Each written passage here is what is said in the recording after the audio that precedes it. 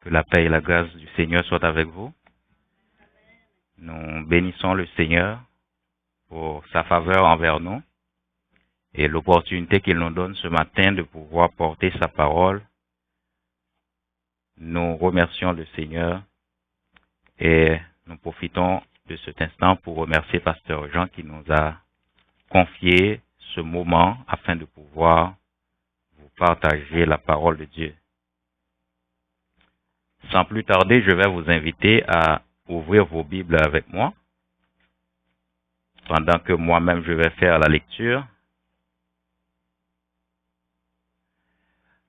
Dans Jean chapitre 17,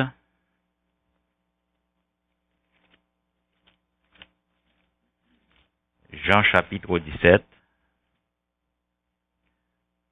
vous allez avoir deux textes à lire avec moi en préambule, afin de pouvoir contextualiser le thème de mon message. Jean chapitre 17, verset 3. Et ensuite, nous allons prendre Matthieu chapitre 16, verset 13 à 17. Or, la vie éternelle, c'est qu'ils te connaissent, toi, le seul vrai Dieu, et celui que tu as envoyé, Jésus-Christ. Je reprends.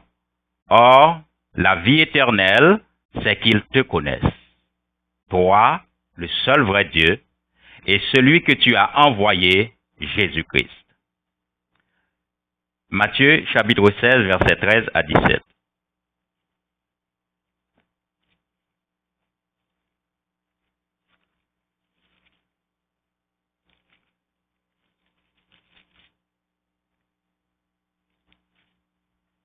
Vous y êtes?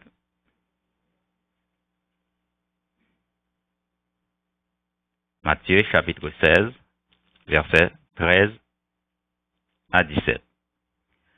Jésus étant arrivé dans le territoire de Césarée de Philippe, demanda à ses disciples, « Qui dit-on que je suis, moi, le Fils de l'homme ?» Ils répondirent, « Les uns disent que tu es Jean-Baptiste, les autres, Élie, les autres, Jérémie, ou l'un des prophètes. Et vous, leur dit-il, qui dites-vous que je suis? Simon Pierre répondit, tu es le Christ, le Fils du Dieu vivant. Jésus, reprenant la parole, lui dit, tu es heureux, Simon, fils de Jonas, car ce ne sont pas la chair et le sang qui t'ont révélé cela, mais c'est mon Père qui est dans les cieux. Parole du Seigneur.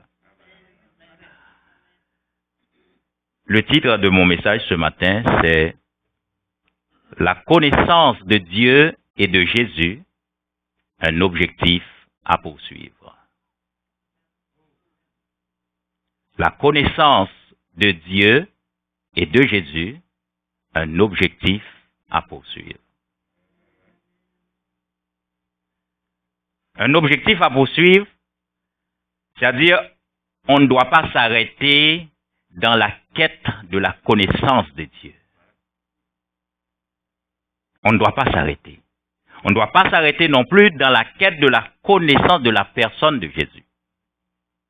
Parce que la connaissance de Dieu, mes bien-aimés, est infinie. Et puisqu'elle est infinie, on ne peut pas s'arrêter à un point A ou à un point B ou à un point C. Il faut continuer à creuser, à diguer, à explorer la connaissance. Mais quelle connaissance? Celle de Dieu. Parce que la connaissance, mes bien-aimés, eh bien, exige toujours un effort. Quand il est question de connaissance, il faut fournir un effort, d'une façon ou d'une autre. Même la connaissance à l'état naturel, vous voyez, nous sommes allés à l'école. Donc, si tu veux véritablement avoir les résultats de cette connaissance-là qui te permet d'aller sur le marché du travail ou du moins de pouvoir réaliser quelque chose, il faut t'investir. Il faut que tu t'investisses en temps. Il faut que tu t'investisses en ressources financières, il faut que tu passes des fois des nuits blanches.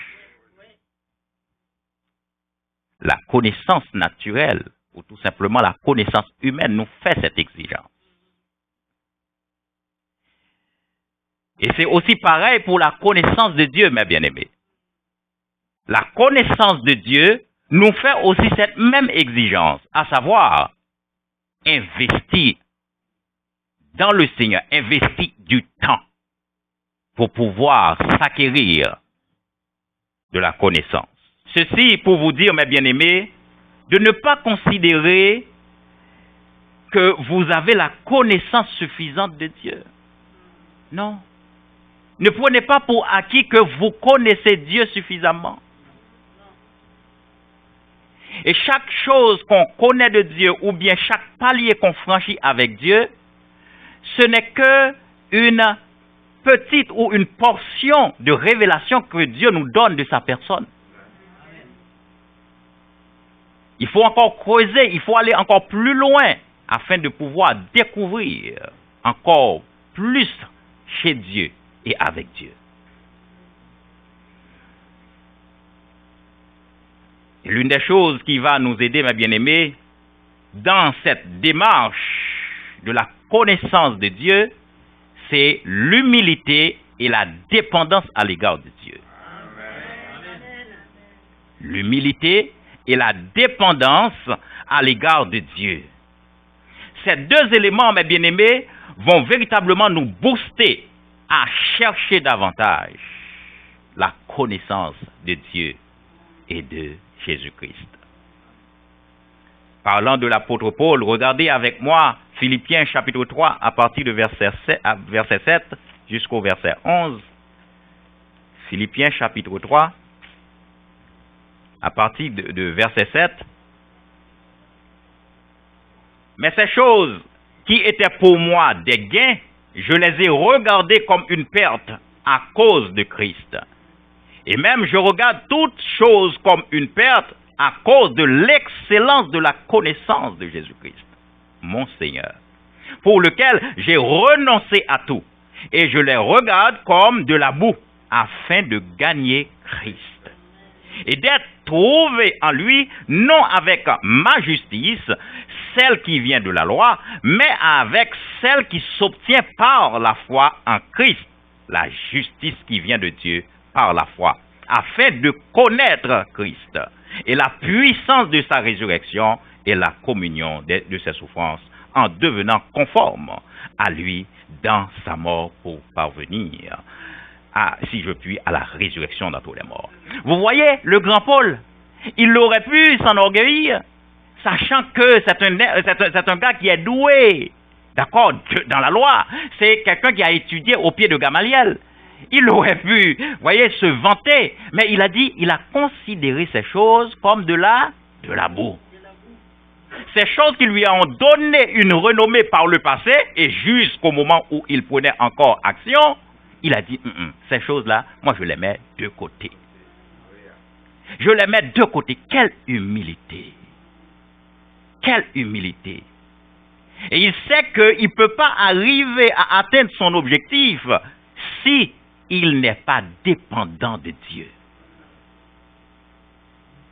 L'humilité et la dépendance, deux éléments qui vont nous conduire à la connaissance véritable de Dieu. Lorsque, tu es humble, tu es toujours prêt à écouter pour apprendre. Lorsque tu es dépendant de quelqu'un, tu ne vas pas poser un pas sans avoir consulté cette personne. Parce que tu es dépendant de lui. Tu vas toujours avoir le réflexe d'aller vers cette personne. Et Dieu, notre Père, c'est cette attitude que nous devons, manifester à l'égard de Dieu en tant que Père, pour que nous soyons toujours quelqu'un qui dépend de Dieu.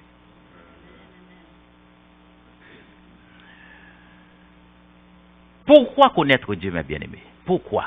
Y a-t-il une importance à la connaissance de Dieu? Pourquoi? On doit connaître Dieu, mes bien-aimés, pour rester dans la volonté de Dieu. C'est l'une des raisons ou la raison principale de la connaissance de Dieu. Je ne vous donne pas des nouvelles, mes bien-aimés, vous savez que les temps sont mauvais. Les temps sont mauvais. Et n'importe quoi peut nous dérouter de la volonté de Dieu. Il y a plein de choses dans ce monde qui peuvent facilement nous dérouter de la volonté de Dieu, consciemment et inconsciemment. Et c'est pourquoi il faut connaître Dieu. Lorsqu'on connaît Dieu, on est resté mordicus. Parce qu'on le connaît. On le connaît. On doit le connaître parce qu'il faut rester aligné à sa volonté. Il faut rester ancré dans sa volonté.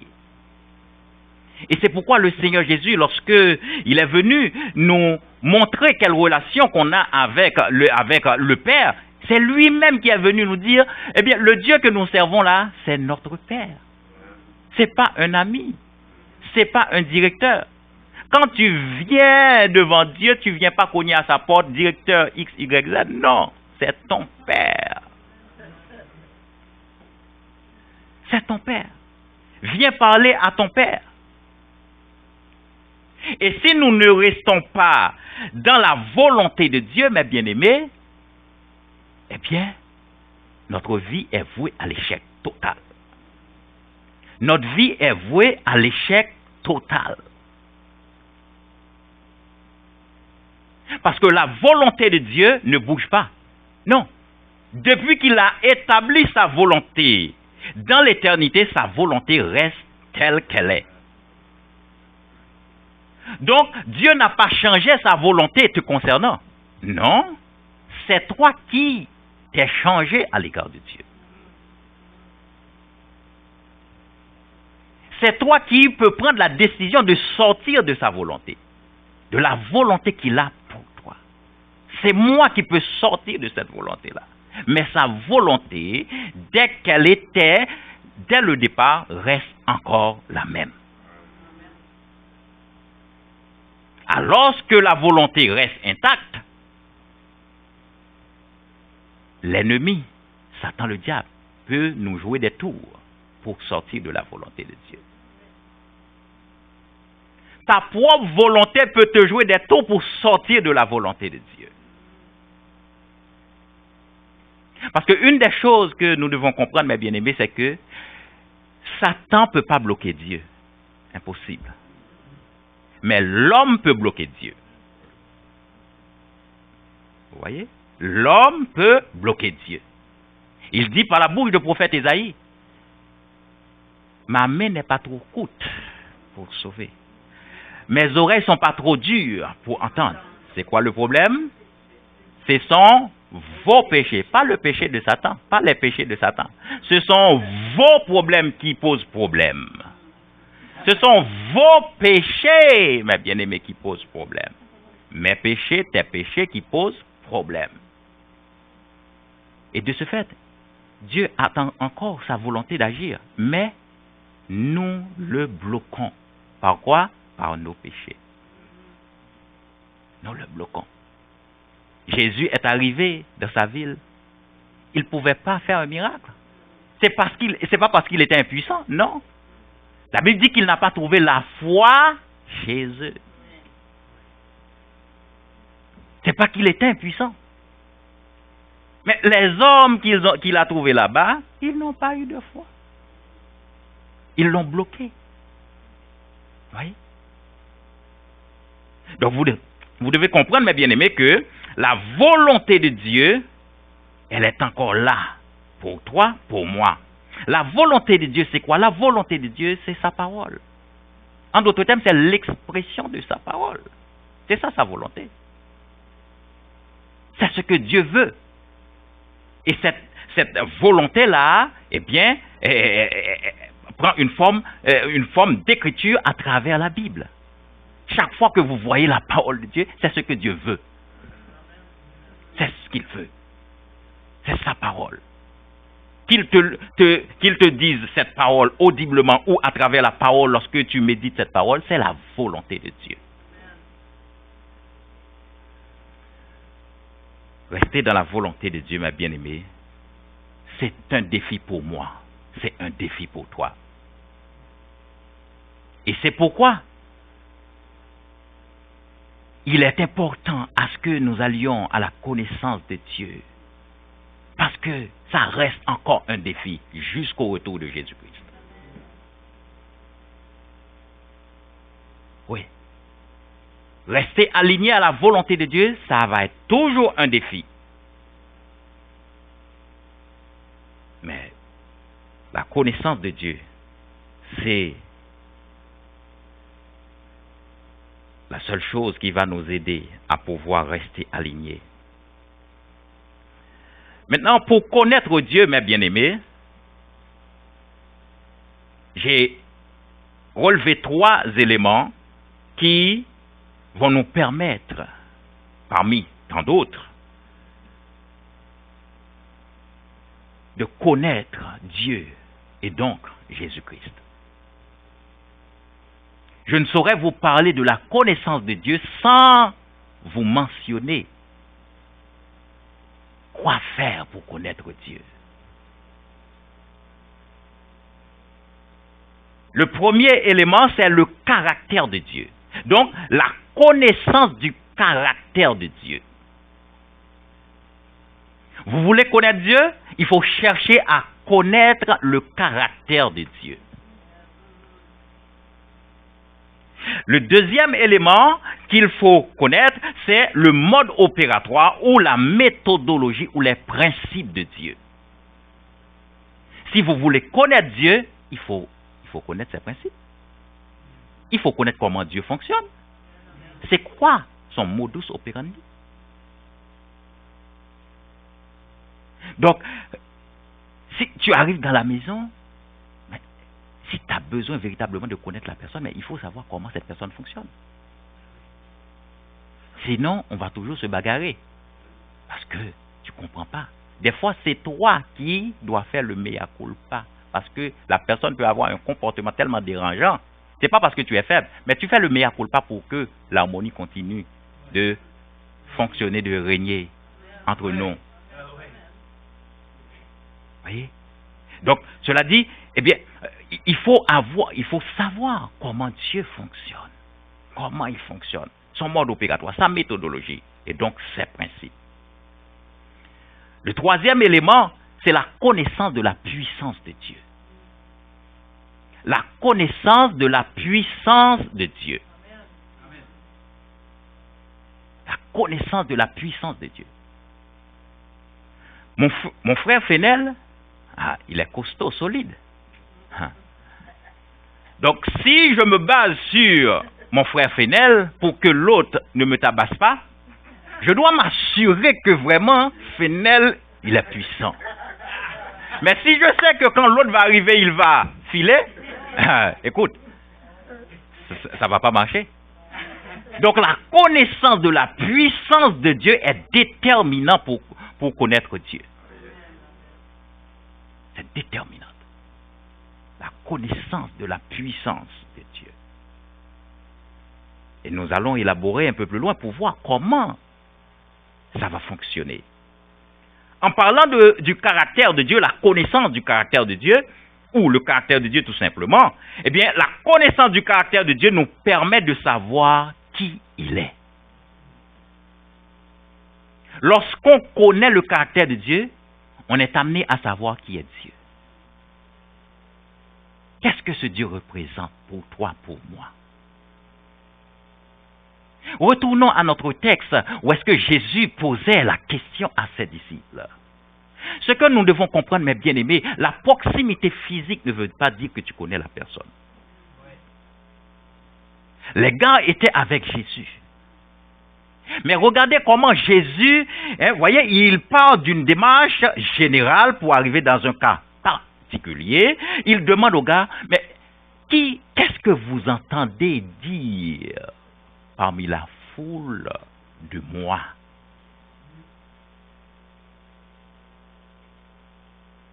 Et là, les gars commencent à mamoter et dire n'importe quoi là. Il dit, bon, ok, mais vous mangez avec moi. On travaille ensemble. On fait le ministère ensemble. On voyage ensemble. Au moins là, il faut me dire quelque chose là-dessus. Vous ne pouvez pas rater cette question d'examen. Qui dites-vous que je suis? J'imagine, Jean commence à regarder Pierre. C'est quelle réponse que tu as mis, Pierre? Je n'ai pas repassé cette partie de la leçon. Qui dites-vous que je suis? Et vous allez comprendre, mes bien-aimés, la connaissance de Dieu, c'est pas vous prenez la Bible ou bien vous prenez n'importe livre, un magazine, et puis tu connais Dieu. Non, ça ne fonctionne pas comme ça.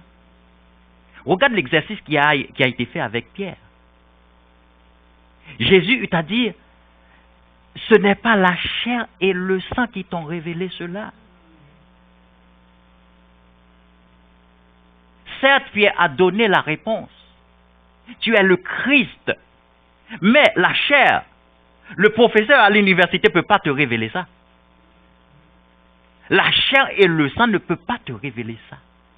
Donc ça doit, mes bien-aimés, nous attirer vers quelque chose. Donc chaque fois qu'on veut aller en profondeur dans la connaissance de Dieu et de Christ, ça prend le Saint-Esprit. Nous devons être subordonnés au Saint-Esprit pour connaître et percer les profondeurs de Dieu. Ça prend le Saint-Esprit. La connaissance du caractère de Dieu, mes bien-aimés, nous permet d'avoir de l'assurance. Quand on connaît qui Dieu est, on a de l'assurance. Quand on connaît qui il est, on a la confiance. Parce qu'on connaît avec qui on a affaire. L'Éternel des armées, le Dieu de Jacob. Quand on connaît le caractère de Dieu, qui il est, on a la consistance, la persévérance. C'est-à-dire qu'on ne va pas broncher parce qu'on connaît qui marche avec nous. On connaît qui marche avec nous. Et donc son caractère, on va voir qu'est-ce qui peut faire l'objet de son caractère. Regardez avec moi Psaume 145. Psaume 45 à partir de verset 8. Alors verset 8 et 9. Psaume 145. Et c'est ça qui doit établir notre base, mes bien-aimés. Ça doit établir notre base au sujet de Dieu. 8 et 9. L'Éternel est miséricordieux et compatissant. Quand quelqu'un me dit que Dieu va me fouetter, je m'appuie sur ça. Ça, c'est le caractère de Dieu. L'Éternel est miséricordieux et compatissant. Quand je chancelle, je m'appuie sur ça. Parce qu'il veille sur ça. Il veille sur ça. Dieu et sa parole sont un. C'est pas qu'il me donne un permis pour faire du désordre. Non. Tout dépend de la révélation que tu as de la parole de Dieu. Pour savoir comment l'appliquer. L'Éternel est miséricordieux et compatissant, lent à la colère et plein de bonté. Oui, ma situation est compliquée. Ce que je sache, c'est qu'il est plein de bonté. Oui, les hommes m'ont rejeté. Ce que je sache, c'est que Dieu est plein de bonté. Les hommes sont mauvais envers moi. Ce que je sache, c'est que Dieu est bon envers moi. C'est ça, mes bien-aimés. Tu es en mode de comprendre et de connaître le caractère de Dieu. C'est son caractère. Il est lent à la colère. Il est riche en bonté. Il est miséricordieux. Il est compatissant. Les autres vont agir brutalement avec toi, mais lui, il est compatissant. C'est pourquoi la Bible nous dit, il sait compatir à nos faiblesses. Là où l'autre va te prendre, va te tabasser, il n'a pas de patience avec toi, mais lui, il sait compatir à nos faiblesses. Il va passer la main sur le dos pour t'encourager. Parce qu'il sait compatir à nos faiblesses. Ils t'ont dit, bon, toi tu es un bon à rien, tu vas... non, il dit non. C'est pourquoi on a chanté que le faible dit... que le pauvre dit... Ah, voilà. Voyez?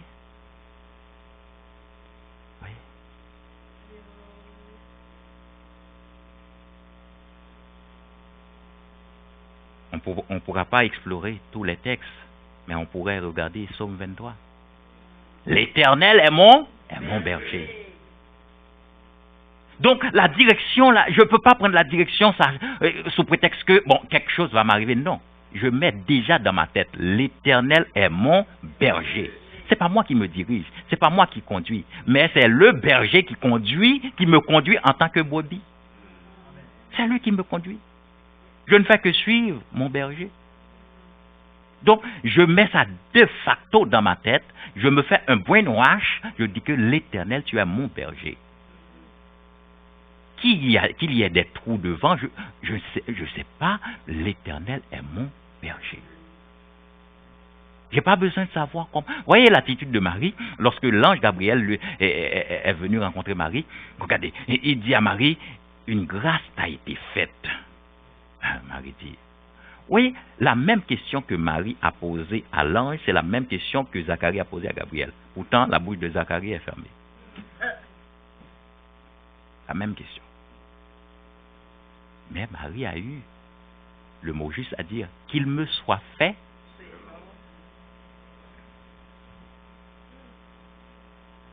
Marie n'a pas besoin de savoir maintenant comment ça va se faire, si c'est Joseph qui va rentrer la nuit. Elle n'a pas besoin de savoir. Mets Jésus dans mon ventre, c'est tout. Mets ça dans mon ventre, c'est tout. Donc, quand tu connais Dieu, tu n'as pas besoin de savoir comment Dieu va procéder pour faire. Seulement, assure-toi que, eh bien, tu comptes sur lui, tu t'appuies sur lui, c'est tout. Le comment, là, laisse ça à lui. Lorsque le peuple était arrivé devant la mer Rouge, Moïse retourne pour parler à Dieu. Dieu dit au peuple d'avancer. Ils vont où? Devant la mer. Avance. Il n'y a pas de bateau qui les attend, mais avance quand même. Pharaon derrière. Dieu dit à Moïse, dit au peuple d'avancer. Avancer où? Dans la mer. Oh Dieu.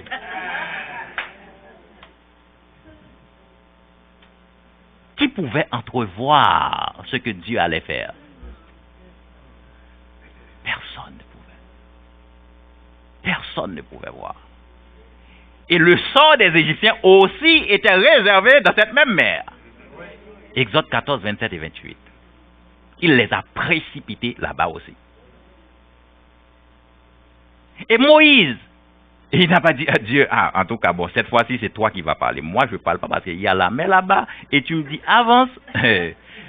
En tout cas, il y a ma soeur Myriam qui est dans la foule là. Myriam peut ne pas me donner à manger après. Hein. Mais il est allé, il dit au peuple, regardez comment l'Éternel va vous délivrer. Ces Égyptiens que vous voyez là, vous ne les verrez plus jamais. Vous ne les verrez plus. Vous voyez? Vous ne les verrez plus. Mais c'est parce qu'il connaît son Dieu. S'il n'avait pas la connaissance de Dieu, il n'allait pas prendre ce risque pour aller parler au peuple. Rappelez-vous le début de Moïse avec Dieu. Il a dit qu'il ne va pas devant Pharaon.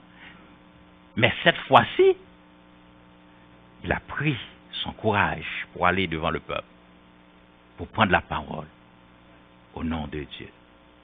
Voyez?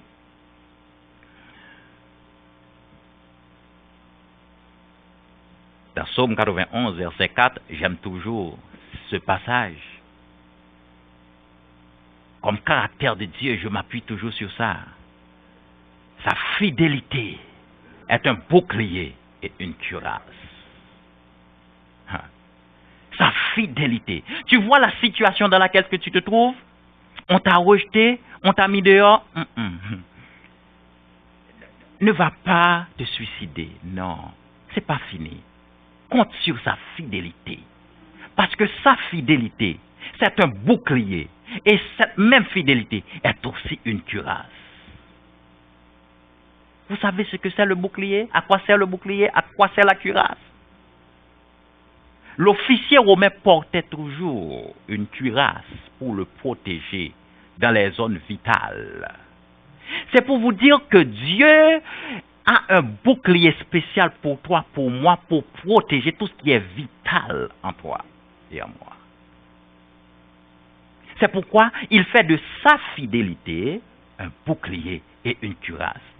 Alors que la fidélité, la cuirasse te protège comme un parabole, antiballe, je ne sais pas comment on appelle ça là. Mais en même temps, il y a aussi le bouclier qui peut servir de défense aussi. Regardez les policiers quand ils sont devant les manifestants, avec leur bouclier. Il y a des coups qui vont arriver, ils vont bloquer ça. La fidélité. Quand la situation veut m'oppresser, je pense à sa fidélité. Je sais que la situation ne va pas m'oppresser au point de me détruire. Parce que sa fidélité est un bouclier pour me protéger devant cette situation. Sa fidélité est une cuirasse pour me protéger devant cette situation. C'est un bouclier et une cuirasse. Vous pouvez noter 1 Jean, chapitre 4, verset 8.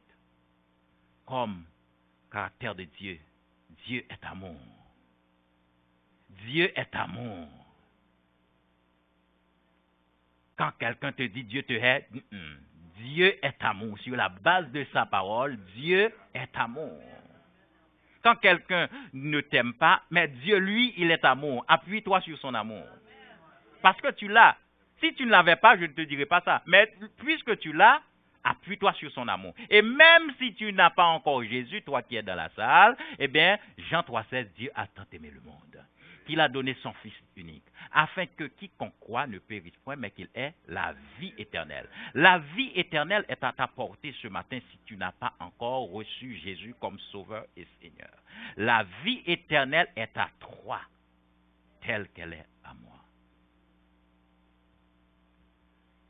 Vous pouvez aussi noter Psaume 103, versets 1 à 6, Jérémie 31, 3, Apocalypse 22, 13. Il dit qu'il est l'alpha et l'oméga, Apocalypse 22, 13. Donc, quand je sais qu'il est alpha et l'oméga, je connais son caractère. Donc, dans tout ce que j'entreprends, je sais qu'il est là comme l'alpha. Et je sais qu'il est aussi là comme l'oméga. Ainsi pour dire que ça va commencer et ça va s'achever, eh bien, en bonne et due forme. Parce que l'alpha et l'oméga est là. Il a vu le début, tout comme il a déjà vu la fin de cette chose. Et ça va être une fin heureuse. Une fin heureuse. Je vais essayer d'aller un peu plus vite. Le deuxième élément pour connaître Dieu, c'est le mode opératoire de Dieu ou les principes de Dieu. Ce qui fait référence à la façon dont Dieu opère, la façon dont Dieu fonctionne. Donc il faut chercher à savoir comment Dieu fonctionne, mes bien-aimés. Regardez Jérémie 33, verset 3. Jérémie 33, verset 3 avec moi. Et Luc 8, 10. Jérémie 33, verset 3 et Luc 8, verset 10. Jérémie 33, verset 3.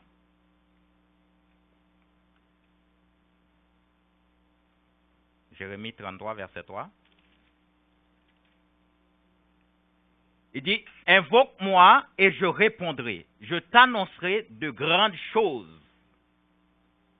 Des choses cachées que tu ne connais pas. Le mode opératoire de Dieu, il va révéler comment il fonctionne. Il dit, invoque-moi et je répondrai. Je t'annoncerai de grandes choses. C'est-à-dire que je vais te dire comment ça fonctionne chez moi. Je vais te dire comment il faut procéder. Mais ce que tu dois faire toi-même, invoque-moi.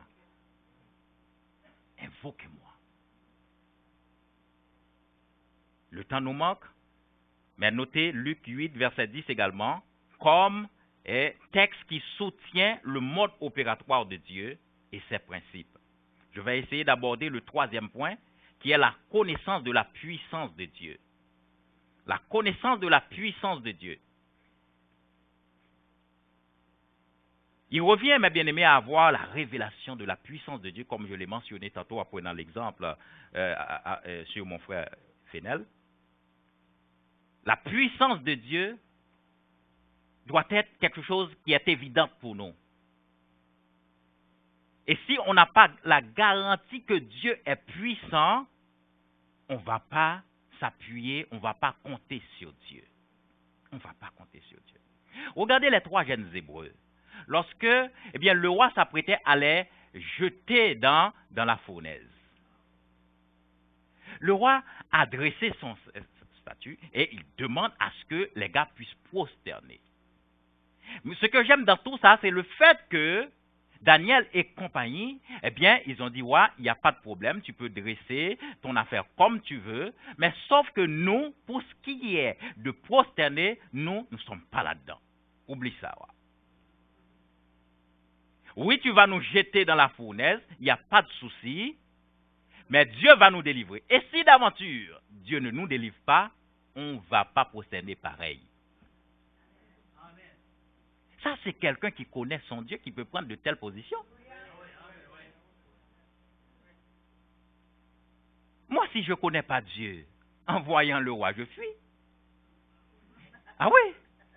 Écoutez, on fuit. Des fois, un petit feu s'allume à la maison, je ne sais pas, 2 fils électriques, et on s'apprête à courir. Tu vois la fournaise, le roi te dit, il va te mettre dedans.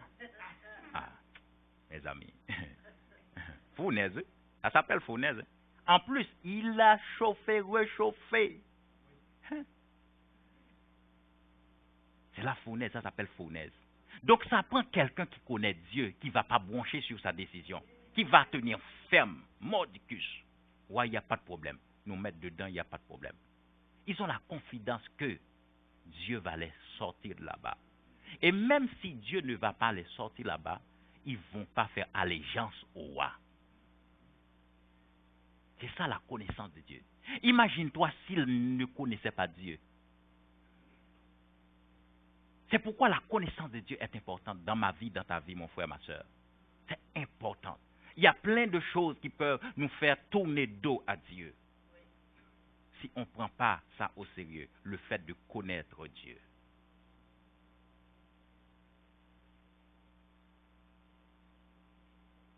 Nous avons vu également Élie dans 1 Roi chapitre 18, à partir de verset 20 et un peu plus loin. Lorsqu'il était devant les prophètes Baal, il invoquait le nom de l'Éternel. Mais c'est parce qu'il connaissait Dieu, il savait que Dieu ne va pas le ridiculiser devant les prophètes Baal. Il connaissait la puissance de Dieu, il savait que la puissance de Dieu allait se manifester. Il a même défié les prophètes Baal au point de faire mouiller tout l'autel pour montrer que l'eau n'est pas un problème pour que le feu de Dieu descende. C'est quelqu'un qui connaît la puissance de Dieu. C'est quelqu'un qui connaît la puissance de Dieu. Il dit à Akab, prépare-toi, tu peux te préparer, la pluie va tomber. C'est quelqu'un qui connaît la puissance de Dieu. Il sait que ça va marcher. Il prie une première fois, une deuxième fois, une troisième fois. Même son serviteur était découragé. Mais il connaît la puissance de Dieu, ça va marcher.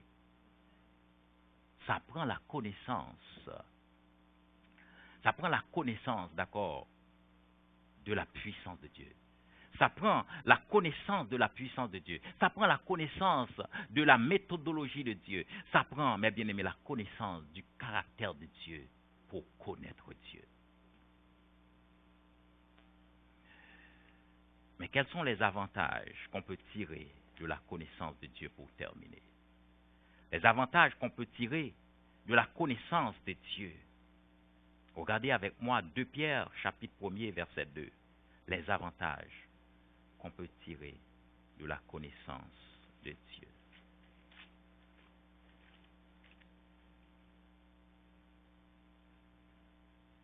De Pierre 1, verset 2. Que la grâce et la paix vous soient multipliées par la connaissance de Dieu et de Jésus-Christ, notre Seigneur.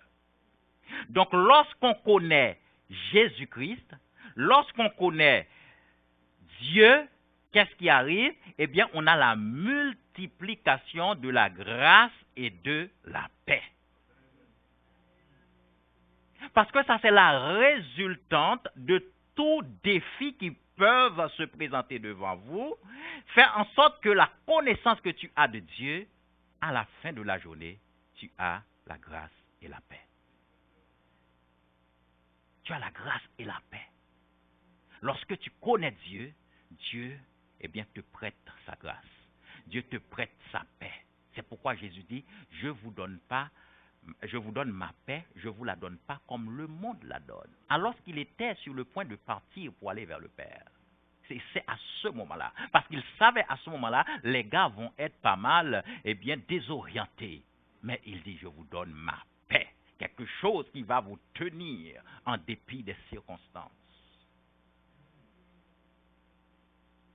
La grâce et la paix, ce sont des bénéfices. Les bénéfices du fait de connaître Dieu et Jésus-Christ. Daniel 11, 32 et 33. Daniel 11, 32 et 33 pour terminer.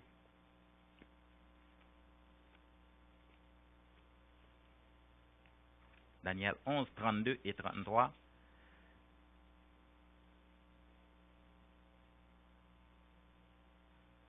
Il séduira par des flatteries les traites de l'alliance. Mais ceux du peuple qui connaîtront leur Dieu agiront avec fermeté. Et les plus sages parmi eux donneront instruction à la multitude.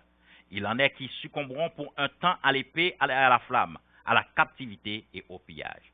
Donc vous voyez, ceux qui connaîtront leur Dieu agiront avec fermeté. Donc le fait de connaître Dieu, eh bien, nous assure la fermeté.